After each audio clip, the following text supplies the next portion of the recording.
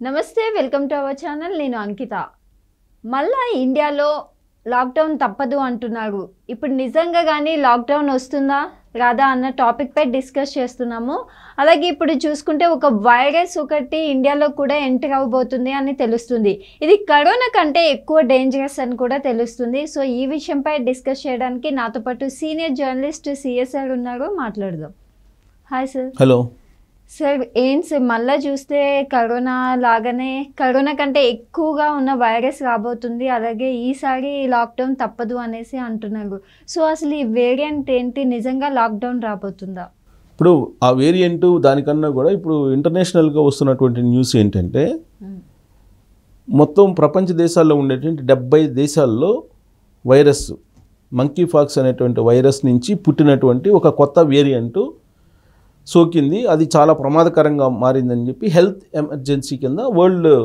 Health organization WHO announce చేసింది world health organization చాలా క్లియర్గా ప్రపంచ దేశాలన్నిటికీ కూడా అప్రమత్తం చేసింది మొత్తం 70 దేశాల్లో ఇది ఆల్రెడీ ఇది ఉంది అలాగే కాంగో దేశంలో మొత్తం 14,000 కేసులు నమోదైతే దాంట్లో 14,000 కేసులు దాదాపు 528 మంది చనిపోయారు అని చెప్పి లెక్క తెలిసి ఈ వైరస్ ఎంత డేంజరు మీరు తెలుసుకోండి అని చెప్పి ఆ డేటాని అన్ని దేశాలకి పంపిస్తుంది కాంగోలో విశృంఖలంగా వ్యాపించేసింది వైరస్ అక్కడ మరణ మృదంగం కనిపిస్తుంది అనేది ఇంటర్నేషనల్ న్యూస్లో వస్తున్నటువంటి సారాంశం సో ప్రపంచ దేశాలు 70 దేశాలకు సోకిందంటే భారతదేశానికి చాలా వేగంగా ముంచుకొస్తున్నటువంటి వైరస్ అని చెప్పి మనం చెప్పుకోవచ్చు దాని లక్షణాల గురించి వాళ్ళు ఏం చెప్తూ ఉన్నారంటే ఆదిత్య 369 అనే ఒక సినిమా వచ్చింది బాలకృష్ణ హీరోగా ఆ సినిమాని కనుక మనం చూస్తే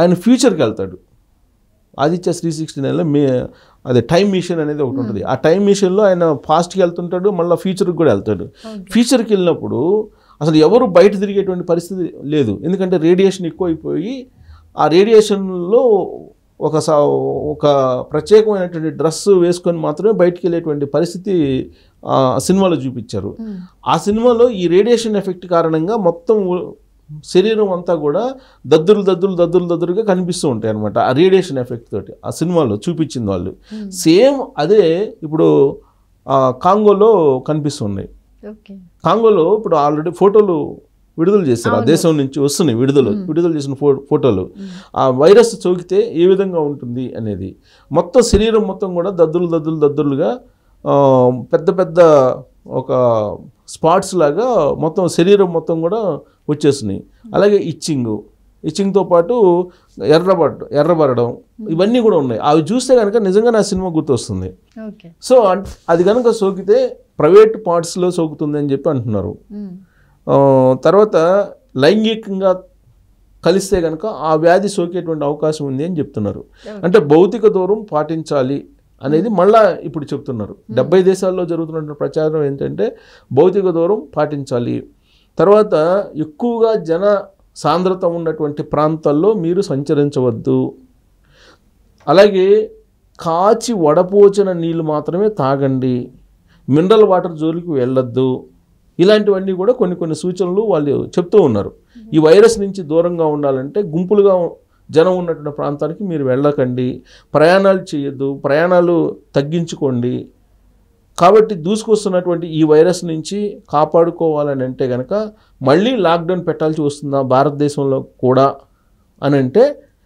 ఇప్పుడైతే 70 దేశాలకు సోకినటువంటి వైరస్ భారతదేశానికి రాదా ఎందుకంటే భారతదేశం నుంచి ప్రతిరోజు కొన్ని లక్షల మంది విదేశాలకు వెళ్తూ ఉన్నారు విదేశాల నుంచి మళ్ళీ భారతదేశానికి వస్తూ ఉన్నారు ఆఫ్రికా దేశాలకు వెళ్తున్నారు తర్వాత యూరోప్ దేశాలకు వెళ్తున్నారు భారతదేశంలో ఉండేటువంటి వాళ్ళు వెళ్ళనటువంటి దేశం అంటూ లేదు ప్రపంచంలో సో ఇప్పుడు అక్కడ కాంగో దేశంలో ఆఫ్రికా దేశాలు అన్నిట్లో ఉంది కాంగోతో పాటు ఆఫ్రికా దేశాలు అన్నిట్లో ఉంది కాంగో దేశాల్లో చాలా విస్తృతంగా ఉందని చెప్పి డేటా చెప్తూ ఉన్నారు అక్కడ మరణాలు కూడా ఎక్కువ ఉన్నాయి అని చెప్పి ఈ వ్యాధి సోకితే కనుక ఈ వైరస్ సోకితే కనుక ఆల్మోస్ట్ 20 నుంచి 30% మరణాలు సంభవిస్తాయి అనేది వరల్డ్ హెల్త్ ఆర్గనైజేషన్ తేల్చినటువంటి నివేదిక కరోనా ఆ స్థాయిలో మరణాలు పెద్దగా ఉన్నాయి కానీ బట్ ఆ స్థాయిలో లేవు. బట్ ఈ వ్యాధి సోకితే ఇప్పుడు కరోనా సోకిన వెంటనే కోలుకున్నటువంటి వాళ్ళు చాలామంది ఉన్నారు. బట్ ఈ వైరస్ కనుక సోకితే కనుక మరణాల సంఖ్య ఎక్కువ ఉండేటువంటి అవకాశం ఉంది అనేది వరల్డ్ హెల్త్ ఆర్గనైజేషన్ చెప్తున్నటువంటి మాట. ప్లస్ ముందస్తు జాగ్రత్తలు కూడా అన్ని దేశాలకి చెప్పేసింది. ఆల్రెడీ 70 దేశాల్లో సోకింది కాబట్టి మిగిలిన దేశాలు మీరు అప్రమత్తంగా ఉండండి అని చెప్పి చెప్పారు. చెప్తూ గతంలో ఎలా ఉండేది ఈ వైరస్ అనేది వాళ్ళు దాన్ని వివరించడం జరిగింది. ఇప్పుడు మంకీ ఫాక్స్ అనేది ఎలా ఉంది గతంలో అనేది, ఆ మంకీ ఫాక్స్ గతంలో సోకినటువంటి మంకీ ఫాక్స్ వైరస్కి మెడిసిన్ ఉంది, కానీ ఇది సెకండ్ వేరియేషన్ వచ్చింది. ఫస్ట్ వేరియేషన్ సెకండ్ వేరియేషన్ అనేది దీనికి ఇప్పటి వరకు మెడిసిన్ లేదు, ఇప్పుడు ట్రయల్స్లో ఉంది కాబట్టి మెడిసిన్ కూడా లేదు కాబట్టి మీరు జాగ్రత్తగా ఉండండి అని చెప్పి వరల్డ్ హెల్త్ ఆర్గనైజేషన్ హెల్త్ ఎమర్జెన్సీని ప్రకటించింది.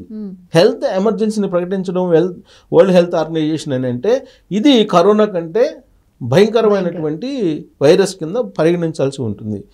శరవేగంగా వ్యాప్తి చెందుతున్నటువంటి ఈ వైరస్ ఇప్పుడు భారతదేశంలోకి ఎంటర్ అయితే కనుక భారతదేశంలో ఉండేటువంటి జనసాంద్రత ఎక్కువ, 140 కోట్ల మంది జనాభా ఉన్నారు. పైగా భారతదేశంలో గుంపులుగా లేదంటే జనసామర్థ్యం ఉండేటువంటి ప్రాంతాలు ఎక్కువగా ఉన్నాయి. సపోజ్ హైదరాబాద్ తీసుకుంటే హైదరాబాద్లో అనధికారికంగా 2 కోట్ల మంది జనాభా ఉన్నారు. అధికారికంగా అయితే 1,50,00,000 అని చెప్తూ ఉంటారు. బట్ 2 కోట్ల మంది ఈజీగా ఉంటారని చెప్తున్నారు. ప్లస్ మనం ఎక్కడికి వెళ్ళినా సరే జనం తండోపతండలుగా ఉంటారు. మనం మెట్రో తీసుకుంటే కనుక మెట్రోలో మొత్తం కొన్ని వేల మంది ప్రతిరోజు అసలు ఎంత రద్దీగా ఆ ట్రైన్స్ వెళ్తాయో మనం చూస్తూ ఉన్నాం. సో అలాంటి ప్రయాణం చేస్తే కనుక ఈ వైరస్ సోకేటువంటి అవకాశం ఉంది అని చెప్పి చెప్తూ ఉన్నారు.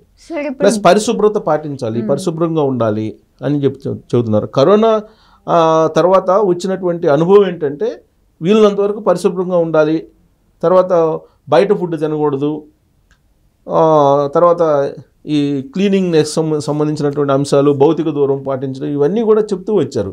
సో ఇప్పుడు పాటించమని చెబుతున్నారు. కానీ ఈ వైరస్ అనేది సోకటం మొదలు పెడితే దీన్ని కంట్రోల్ చేయడం అనేది చాలా కష్టం అని చెప్పి వరల్డ్ హెల్త్ ఆర్గనైజేషన్ ఒక హెచ్చరిక జారీ చేస్తుంది. సో ఇలాంటి పరిస్థితుల్లో భారతదేశంలో లాక్డౌన్ పెట్టడం మినహా మరొక అవకాశం లేదు అనేది కూడా కొంతమంది చెప్తున్నారు. ఇప్పటికే already emergency world health organization ప్రకటించింది కాబట్టి హెల్త్ ఎమర్జెన్సీ అన్ని దేశాలకు సంబంధించినటువంటి వైద్య నిపుణులు సమావేశం అవుతున్నారు. సమావేశం అయ్యి ఆ వైరస్ని ఎలా అరికట్టాలి, రాకుండా వ్యాప్తి చెందకుండా ఎలా చేయాలి అనే దాని మీద ఎప్పటికప్పుడు వాళ్ళు రివ్యూ సమావేశాలు పెట్టుకుంటున్నారు. ఎన్ని రివ్యూలు పెట్టుకున్నప్పటికీ కూడా ఆ వైరస్ని అయితే ఆపలేరు కదా. వన్స్ వైరస్ కనుక వ్యాప్తి చెందడం మొదలు పెడితే అసలు అది ఏ స్థాయిలో మరణాలకి దారితీస్తుంది, మరణాలని పెంచుతుంది అనేది కూడా అంచనా వేయలేని పరిస్థితి. 20-30% మరణాలు ఉంటాయి సోకినటువంటి వాళ్ళు. అంటే 100 మందికి సోకితే 30 మంది చనిపోతారు. అంటే ప్రతి 10 మందిలో యావరేజ్న ఒకళ్ళిద్దరు చనిపోతారని చెప్పి చెప్తున్నారు. ప్రతి 10 మందిలో యావరేజ్న ఒకళ్ళిద్దరు చనిపోతారనేది హెల్త్ ఎమర్జెన్సీ ప్రకటించినటువంటి వరల్డ్ హెల్త్ ఆర్గనైజేషన్ అనౌన్స్ చేసింది. ఇది కాంగోలో ఇప్పుడు భయంకరంగా వ్యాపించి ఉంది, అక్కడ మరణాల సంఖ్య పెరిగిపోయిందని చెప్పి అక్కడి నుంచి వస్తున్నటువంటి న్యూస్. ఆఫ్రికా దేశాలు అన్నింటిలో కూడా తీవ్రంగా ఉంది. అది యూరోప్ దేశాలకి ఆల్రెడీ పాకింది, 70 దేశాల్లో ఉందని చెప్పి అఫీషియల్గా అనౌన్స్ చేసింది వరల్డ్ హెల్త్ ఆర్గనైజేషన్. సో 70 దేశాల్లో ఉందని అంటే మన దేశంలో కూడా వస్తే అది ఫాక్సీ 1 ఫాక్సీ 2 అని చెప్తున్నారు. మరి దాని వేరియంట్ ఆ ఫాక్సీ 2 అది బలమైనటువంటి వేరియంట్. అదే ఆ వేరియంట్ని అడ్డుకోవడం అనేది అంత ఈజీ కాదు. ప్లస్ ఇంకోటి ఏంటంటే కరోనా రావడం అంటే బ్రీతింగ్ ప్రాబ్లంతో చనిపోయారు, కానీ ఇది అలా కాదు. ఇది మొత్తం శరీరం మొత్తం స్ప్రెడ్ అవటం, శరీరం మొత్తం ఇచ్చింగ్ రావటం, తర్వాత దద్దులు రావటం, ఇవన్నీ కూడా ఉన్నాయి. అవి చూస్తుంటే భయంకరంగా ఉన్నాయి. ఆ విజువల్స్ కానీ ఆ ఫోటోలు కానీ చూస్తుంటే కాంగోలో ఆ వ్యాధి సోకినటువంటి వాళ్ళకి అది అసలు చెప్పలేనటువంటి భయంకరమైనటువంటి వైరస్ లాగా కనిపిస్తుంది. మరి దీనికి మన గవర్నమెంట్ ఎలాంటి జాగ్రత్తలు తీసుకుంటుంది అంటారు సార్? సో ఇప్పుడు ఆల్రెడీ వరల్డ్ హెల్త్ ఆర్గనైజేషన్ ప్రకటించింది కాబట్టి ఖచ్చితంగా హెల్త్ ఎమర్జెన్సీ కింద రివ్యూ సమావేశాలు కేంద్ర ప్రభుత్వం పెడుతుంది. ఉన్న ఆల్టర్నేటివ్ ఏంటి? ఆరోగ్యం ఇప్పుడు వ్యాధి వచ్చిన తర్వాత కన్నా రాకుండా అడ్డుకోవడమే మేలు అని చెప్పి చెబుతారు కదా మన వాళ్ళు.